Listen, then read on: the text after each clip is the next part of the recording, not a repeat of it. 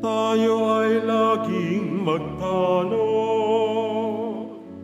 sapagkat di natin talas ang pagbabalik ni Jesus.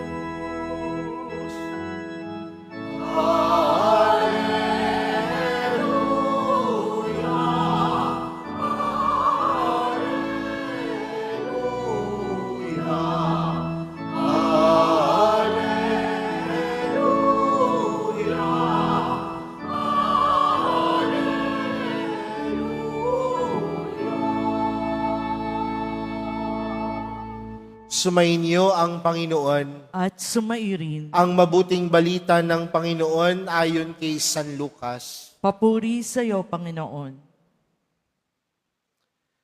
Noong panahong iyon, sinabi ni Jesus sa kanyang mga alagad, "Huwag kayong matakot, munting kawan, sapagkat ikinalulugod ng inyong Ama na ibigay sa inyo ang kaharian. Ipagbili ninyo ang inyong ari-arian at mamigay kayo sa mga dukha.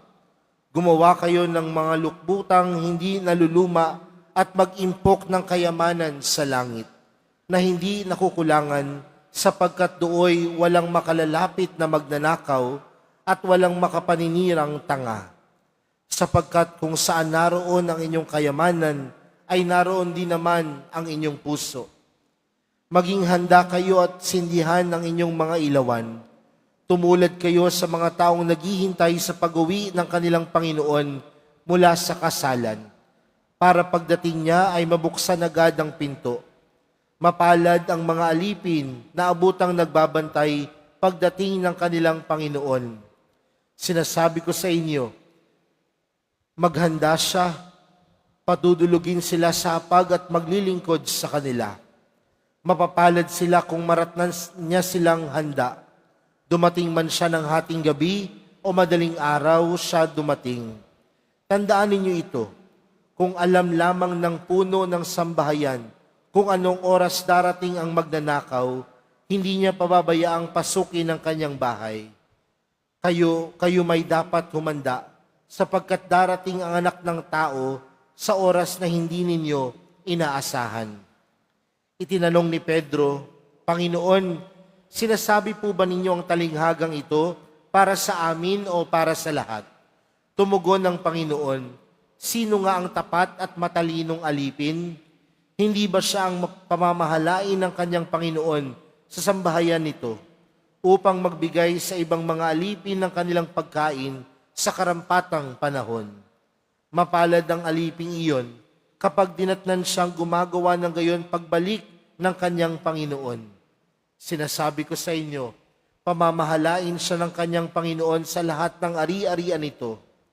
Ngunit kung sabihin sa sarili ng aliping iyon, matatagalan pa bago magbalik ang aking Panginoon, at simulan niyang bugbugin ang ibang aliping lalaki at babae, at kumain, uminom at maglasing, darating ang Panginoon ng aliping iyon sa araw na hindi niya inaasahan at sa oras na hindi niya alam.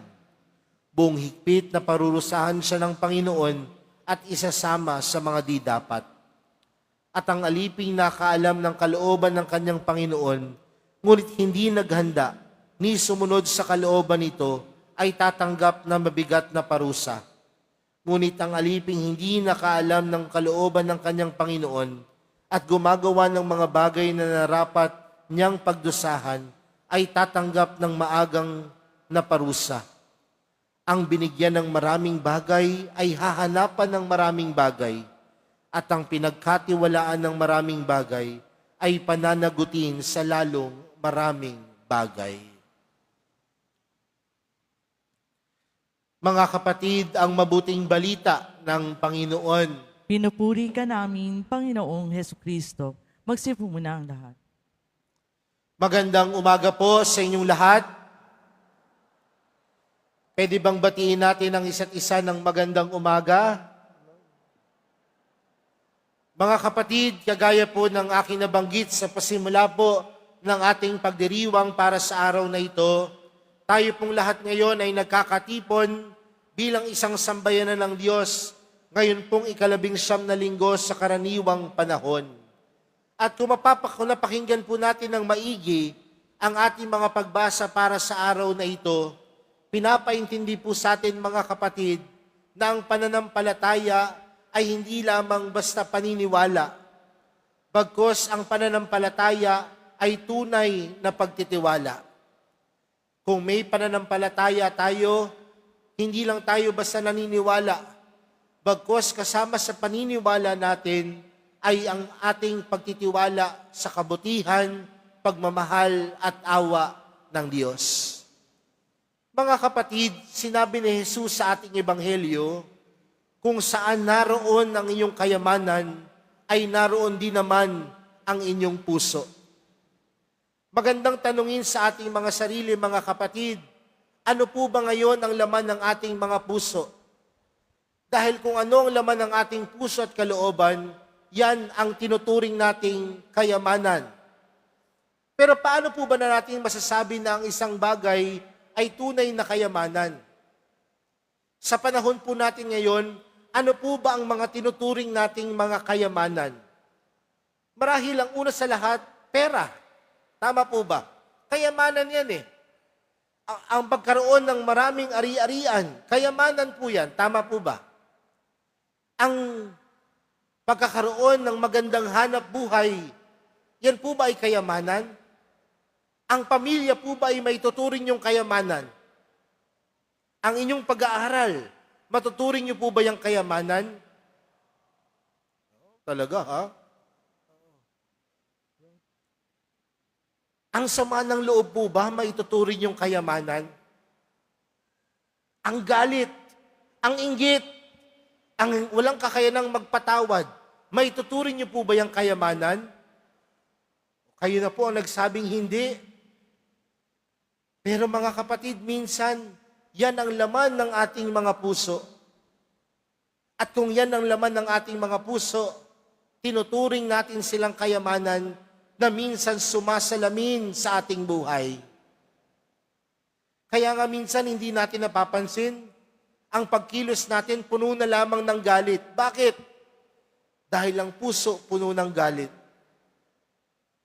Maraming pagkakataon, naiinggit tayo sa mga gamit o mga bagay na meron ng iba na wala tayo. Bakit? Dahil sa puso natin, yun ang kayamanan natin. Pero mga kapatid, nagbahagi ang Panginoon ng talinghaga patungkol sa aliping naghihintay sa kanyang Panginoon mula sa kasalan. At sinasabi doon sa ating ebanghelyo, hindi alam ng alipin kung ano oras darating ang kanyang Panginoon. Pero ang matapat na alipin, kahit hindi niya alam ang oras ng pagdating ng kanyang Panginoon, handa siyang salubungin ito. Bakit?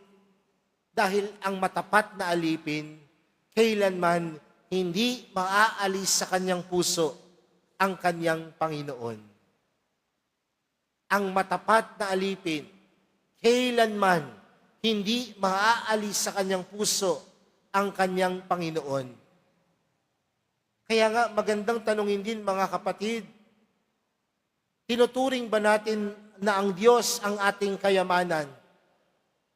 Tinuturing ba natin ang mahal na pong Jesus Nazareno bilang ating kayamanan? At kung tinuturing natin siya bilang kayamanan, mga kapatid, dapat handa tayo lagi na tanggapin siya sa ating buhay. Dahil ang pagiging tapat na alipin, walang pinipiling oras at pagkakataon. Lahat ng oras at pagkakataon, kung ikaw ay handa, dapat ka din maging tapat. Alam niyo po, nandito po yung mga estudyante from Nazarene Catholic School. Minsan po, pinagmamasdan ko po sila kapag may activity sa school. Tinitingnan ko sila. Minsan pumapasok po ako sa mga classrooms nila.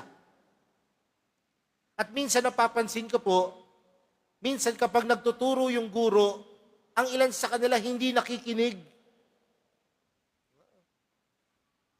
Pero tingnan po ninyo, kapag sports fest, yung mga hindi nakikinig, nakikipagpalitan ng muka sa basketball. Alam niyo po yung ibig sabihin nun? Bakit kaya? Bakit kaya minsan kapag nagsisimba, ang hina ng boses, pero sa videoke, napakalakas ng boses?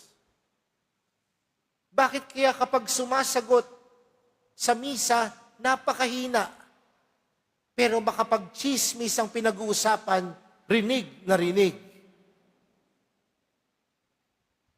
Baka kasi hindi ang Panginoon ang nasa puso.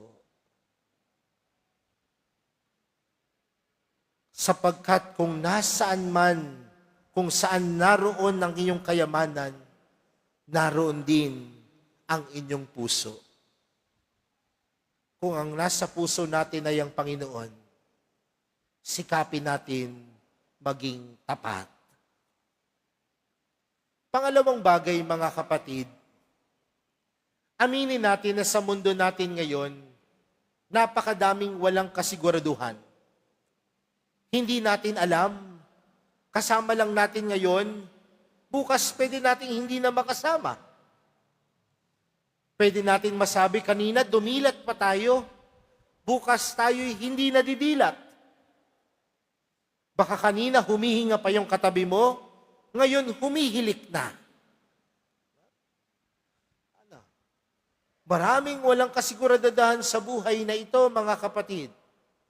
Kaya nga, kahit din tayo minsan, wala din tayong kasiguraduhan sa buhay, pero gusto natin minsan maging sigurado. Tama po ba? Tayo pong mga Pilipino, ganito po tayo minsan. Kapag tinanong po tayo, saan mo gustong kumain? Anong madalas nating sagot? Hindi natin sasabihin, diyan tayo kumain sa restaurant na yan. Anong sagot natin? Galing. Kahit saan. Ano? Anong gusto mong kainin? Kahit ano, ikaw nang bahala. Tama po ba? Gusto natin ng siguradong sagot, pero kahit tayo hindi minsan sigurado. Minsan po, may nagyaya sa akin, sabi ko, Father, saan niyo po gustong kumain? Ang sagot ko din kahit saan. Nagulat po ako, dinala ko sa restaurant ng pangalan kahit saan. Ano? Pero mga kapatid, kung walang kasigurudahan sa mundong ito, isa po ang sigurado. Ang pananampalataya natin sa Diyos ang magdadala sa atin ng biyaya at pagpapala. Isa lamang po ang sigurado na kahit alam natin na walang kasigurudahan ng buhay na ito, merong Diyos na mabuti at mapagmahal. Kaya nga mga kapatid, yun ang tinatawag nating pananampalataya, na sa kabila ng napakadaming hindi sigurado sa mundong ito, merong Diyos na tapat sa atin. At kung siya ay tapat sa atin, magtiwala tayo sa Kanya at pagkakalooban niya tayo ng nag-uumapaw na pagpapala at biyaya. Mga kapatid, marami mang hindi sigurado, pero may Diyos na nagkakaloob sa atin ng biyaya at pagpapala. Kaya po sa pagpapatuloy po ng ating banal na misa para sa araw na ito, tingnan po natin ang ating mga puso. Ano ang kayamanan ng ating mga puso? At kung ang Diyos, ang Panginoon, ang mahal na pong Jesus Nazareno, ang tunay nating kayamanan, nangangahulugan din mga kapatid, na lagi tayong dapat maging tapat na salubungin siya. At kung tayo'y tapat na salubungin ng ating Panginoon, dapat din tayong manatiling magtiwala sa Diyos. Uulitin ko po mga kapatid, Isa lamang ang sigurado sa mundo natin. May Diyos na mapagmahal. May Diyos na mawain. Magtiwala ka lang at pagkakalooban ka ng biyaya. Amen.